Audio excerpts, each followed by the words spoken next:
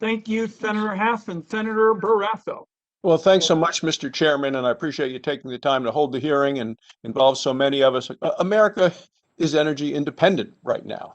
Our nation reached that goal through the hard work of hundreds of thousands of American workers. Securing energy independence provides all Americans with a more safe and a stronger future. That's why I'm baffled, really baffled by the efforts of President Biden and his supporters in Congress to destroy entire industries in America and to force tens of thousands of Americans, fossil fuel energy workers, into the ranks of the unemployed.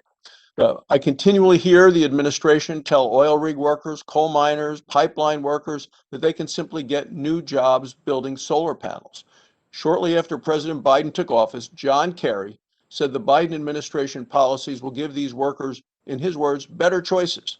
Look, in 2019, the average salary of solar panel technicians was about $30,000 a year, $30,000 a year less than the average salary of workers in oil, gas, coal, in all those industries. That's even if these green jobs even exist. To that point, the Washington Post fact checker took a look at what John Kerry had said.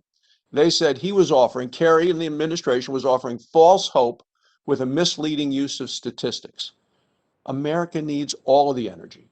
We need the solar, we need the wind, we need the oil, we need the gas, we need the coal, we need the uranium for nuclear power. We need it all. And the demands for energy in this country are going to continue to increase.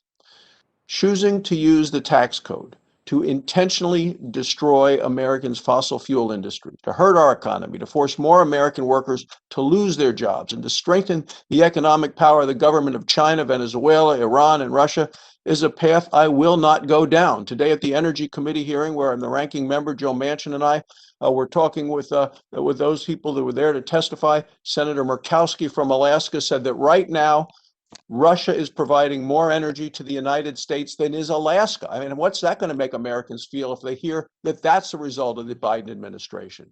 So for me, the choice is easy. I'm going to continue to be on the side of and support America's fossil energy workers, their families, their communities, all of the things related to it. So a question for Mr. Sunday, following up with Senator Langford's question to you. Chairman Wyden's tax proposal released last week includes several provisions I think are harmful that are going to raise costs for businesses and for consumers. The provisions threaten the jobs of tens of thousands of American workers. One of these provisions is the elimination of the percentage depletion allowance for oil and gas and coal operations. The allowance has been in the tax code since 1926. The percentage depletion allowance is available to businesses engaged in extraction operations. That's sand, gravel, granite, marble, coal, borax, sulfur, gold, copper, silver, and oil and gas. So for oil and gas operators, the allowance is available to the smallest, usually family-owned oil and gas companies who usually employ anywhere from 10 to 15 workers. Large integrated companies can't claim the deduction, and a producer can only claim the allowance for the first 1,000 barrels of oil or gas equivalent produced a day. So, you can take a look at comparison to the big oil companies that can produce 370 net oil barrels a day. What people don't often realize is that the royalty owner can also claim the percentage depletion allowance on their tax return. Royalty owners are a diverse group, from professional investor to retiree, a rancher, farmer, people who receive some little extra income each month to help with ongoing bills. Often, though not always, the payments are small.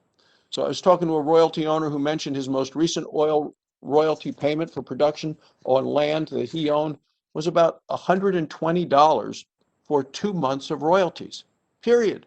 Doesn't take advantage of the percentage deduction allowance, but eliminating the allowance will likely result in which has been in the well that he's had, which has been producing for nearly 40 years, to be shut in. The royalty payment's going to disappear. No question, American workers are going to lose their jobs. So the question is, what, in your opinion, will the economic impact be of eliminating of the percentage depletion allowance, particularly as it affects your independent producers as well as individual royalty owners? Thank you. And in the commodity space, we're talking percentage of depletion. Everywhere else, it's expensing and depreciation that we have bipartisan support for that. So this isn't special to the oil and gas industry. It's just different terminology. Making it harder to drill for the commodities that we need to sustain our modern economy is just going to raise costs on households and consumers leave local governments with fewer revenues for things like conservation in Pennsylvania through our impact fee. There's billions of dollars that come into state government because of energy development. And the less we drill, the less we're going to have that type of revenue in the state. So with the elimination of this long-time business deduction, is it likely to consolidate more control or less control of oil and gas markets into the hands of the large integrated oil and gas companies? I think it's fair to say you would see continued pressure on the independents. And in the long run, if an industry consolidates into only a handful of companies, what's the economic impact for consumers? I would venture to say they would lose out in that situation, sir. Good. Thanks, Mr. Chairman. I assume my time is about up. I don't really see a clock on the screen. Yes. Did my colleague have anything else he wanted to talk about? I just have one other. Thank you. If my time is up, no, thank you, Mr. Chairman. Okay. So 2.5 hours into the hearing,